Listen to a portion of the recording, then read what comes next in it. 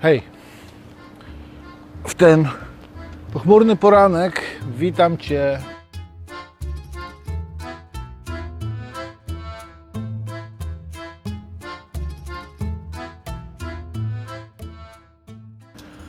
z Albanii, dokładniej z Tirany, stolicy tego państwa, skąd ruszam na podbój Bałkanów. Zwiedzę 4 kraje i zobaczę, jak tam ludzie żyją obecnie. Jaka była historia Albanii, Czarnogóry i Chorwacji. Tego wszystkiego się, mam nadzieję, dowiedzieć i Tobie pokazać. Zostań ze mną, bo na tej szerokości geograficznej kawa smakuje europejsko, ludzie są raczej życzliwi, a gdybyś miał zginąć pod kołami samochodu, to najprawdopodobniej byłby to Mercedes. Dowiesz się także, co oferuje biuro Itaka w programie wycieczki Bałkański Wehikuł Czasu. Jakie w tej ofercie mamy do dyspozycji hotele, co w nich jest, czego nie ma. Hotel, w którym jestem obecnie, to hotel Stella. Jeśli tu byłeś, skomentuj, być może coś zasugerujesz. W tym hotelu nocować będziemy 2 noce. Pierwsza to dzisiaj przed wyjazdem, druga to ostatni nocleg przed wylotem do Polski. Ale widok z okna to raczej taki przemysłowy, a nie wakacyjny. No luz. Jeśli mówimy o hotelach, na których opierają się wycieczki objazdowe, to nigdy to, a taką jest Bałkański Wehikuł Czasu, to nigdy to nie są hotele 5 i lepiej gwiazdkowe, dlatego że wpadamy do tych hoteli na jedną zazwyczaj noc i wypad. Są to hotele zazwyczaj 2-3 gwiazdkowe. Zobaczymy w tej podróży, jakie hotele nas przyjmą. W tej chwili mogę powiedzieć, ten pierwszy hotel Stella w Tiranie jest hotelem bardzo fajnym.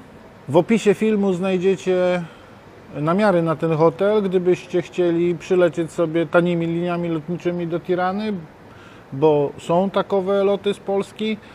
Sprawdzałem przed wyjazdem tutaj na ostatni dzień, dobę przed planowanym wyjazdem, 260 zł bilet kosztował w jedną stronę. Bardzo lubię, kiedy na tych wycieczkach objazdowych zdarza się nieoczekiwany problem. Czy taki nieoczekiwany problem wystąpi tym razem? Bardzo bym chciał, bo zazwyczaj kończy się to tym, że dostajemy coś fajniejszego niż było zaplanowane. Tak było na Kubie, ale to możecie obejrzeć w innych moich filmach.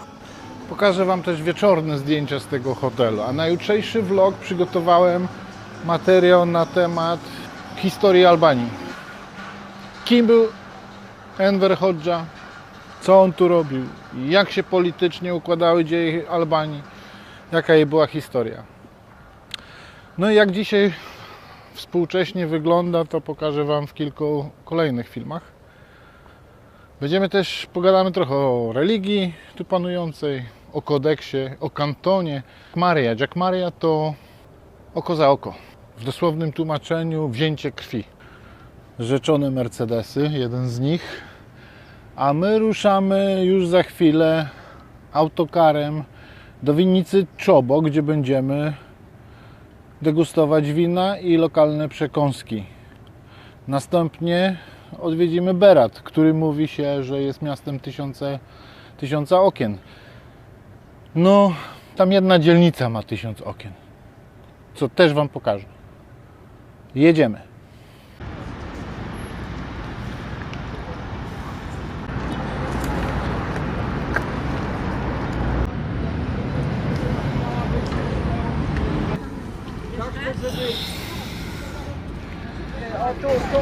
Mamy przed sobą piramidę, tak zwaną piramidę zaprojektowaną przez córkę Envera Hodży, dyktatora albańskiego.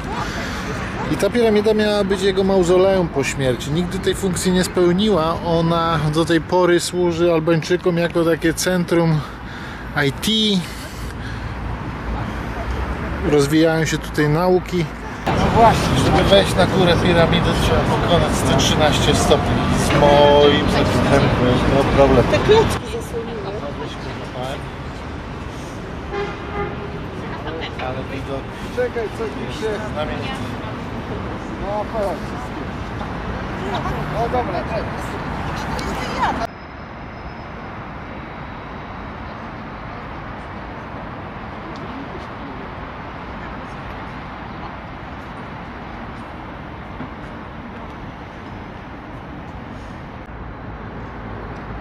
Idziemy! Zapraszam!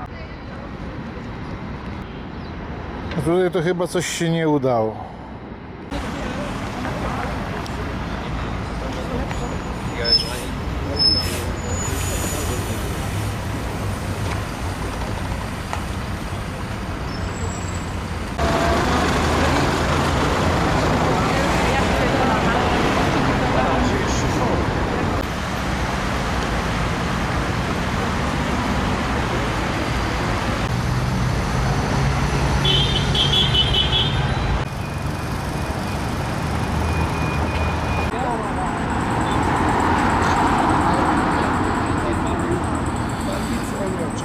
A w tej chwili mieści się tu Ministerstwo Finansów.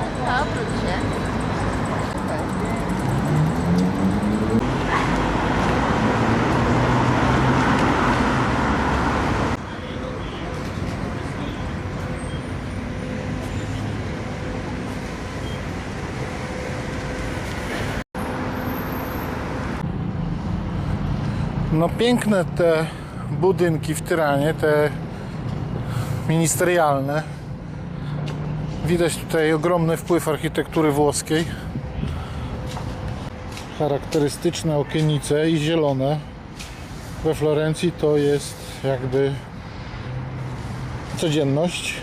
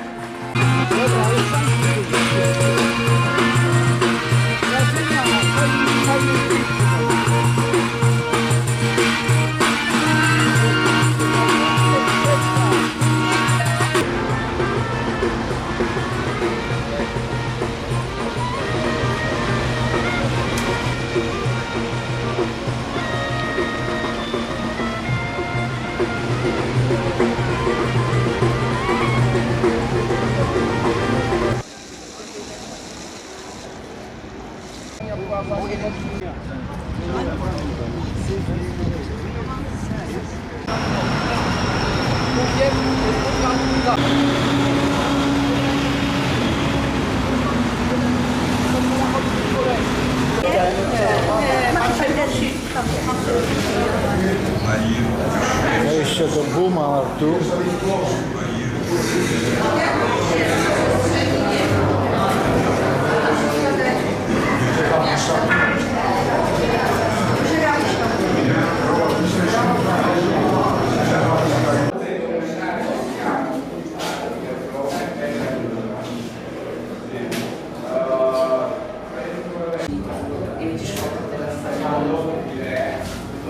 Coś przeskrował.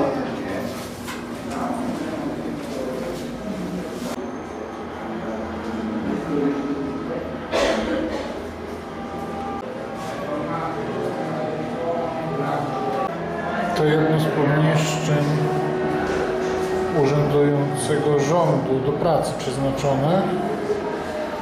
W tym bunkrze Bunkar znajdują się również pomieszczenia tortury, do których za chwilę dojdziemy i tam Wam coś pokażę. Natomiast na temat samych bunkrów budowanych w Albanii powiem w kolejnych odcinkach, bo tu spotykam się z rozbieżnymi informacjami, które wprowadzają dezinformację. Fake tak zwane. They didn't even have proper TVs or radio. So my mum and dad were actually quite well off because my dad's family was communist, so he was in with them. So it was, you know, they had everything they needed, like food. Jedna z metod przesłuchiwania. Some people didn't even have food, you know, like they were every day. Głodne psy zażerające więźniów.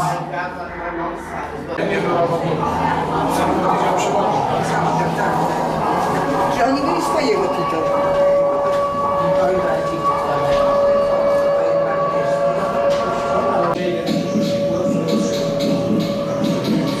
pokój przesłuchań. To światło to nie zepsute światło.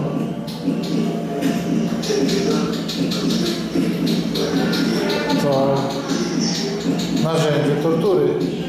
Powodowało w przesłuchiwaniu po jakimś czasie po prostu rozdwojenie, nie wiem, komplikacje jakieś w mózgu, które zmuszały do mówienia. No i oczywiście przysłuchujący maszyny. Drodzy widzowie, nie wyrzucajcie biletu wstępu, bo trzeba mi przyjechać, zeskanować go, żeby wyjść. Ja chyba nie wyjdę, bo jest podłączony. A wyszedłem, to nie w tym miejscu trzeba było.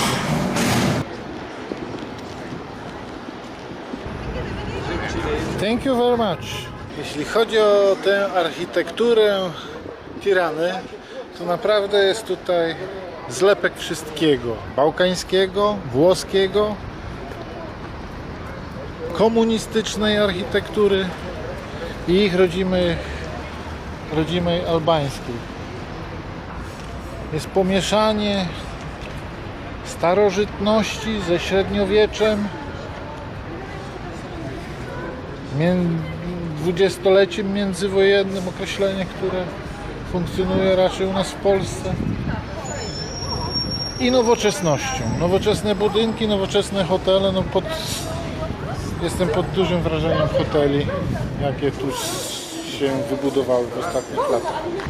Tu za mną możecie zobaczyć jeszcze przejaw architektury japońskiej. To postawili Japończycy. Zapraszam Was do środka tego szkieletu. Na razie jeszcze nie wiem, co on przedstawia, co on sobą reprezentuje. Są tu LEDowe lampy, które oświetlają to pewnie wieczorem i nie wygląda to źle. Daje to tworzy to jakiś teatr świateł. Słuchajcie, próbowałem Wam coś poopowiadać na temat architektury w Tiranie, ale mam niebywałe szczęście podróżować z zawodowym architektem, który na te tematy powie troszeczkę więcej i może tak bardziej fachowo. No mam nadzieję, bo już dawno nie byłam w miejscu, w którym byłoby tyle fajnej, nowoczesnej architektury.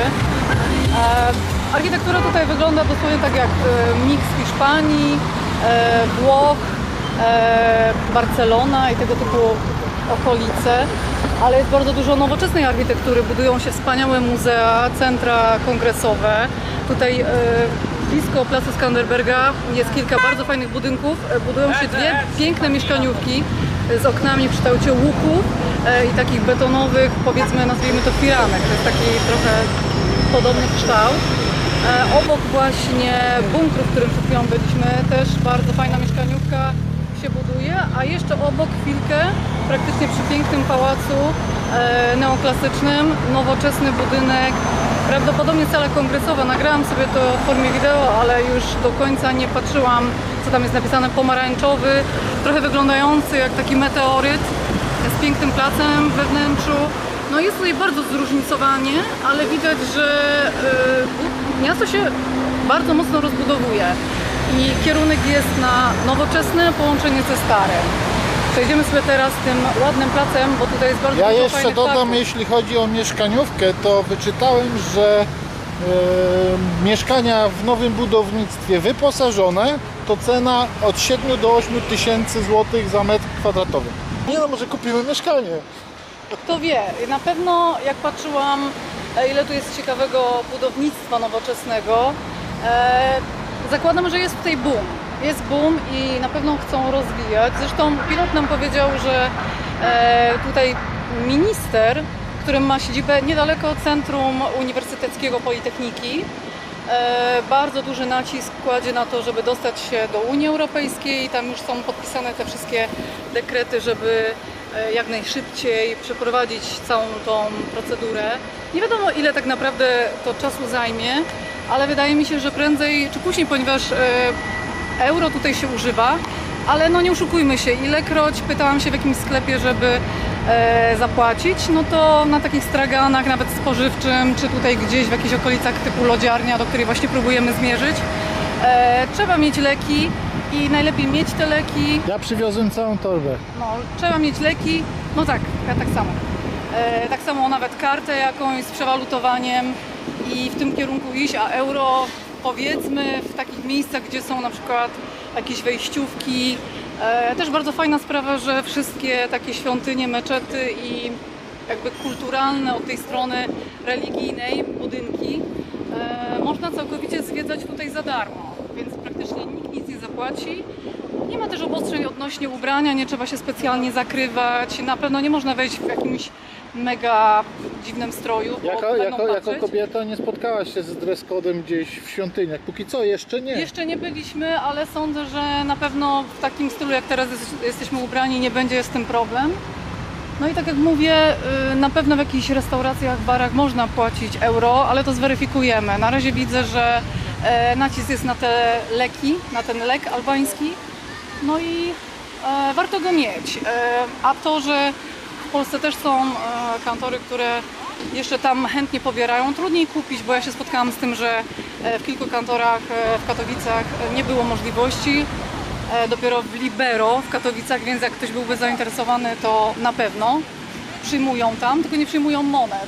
A tutaj jest poddostatek kantorów, więc nawet jeżeli komuś by zostały leki, w ostatniej możliwej chwili jesteście w stanie bez problemu podejść do kantoru, wymienić na złotówki, bo też widziałam, że jest i to dosyć na wysokim poziomie, chyba wiedzą, że Polaków tutaj dużo teraz przyjeżdża. No i co? No, jak na razie samo tutaj centrum z dużą ilością parków i tej zróżnicowanej architektury, no bardzo fajnie, robi wrażenie, więc polecam.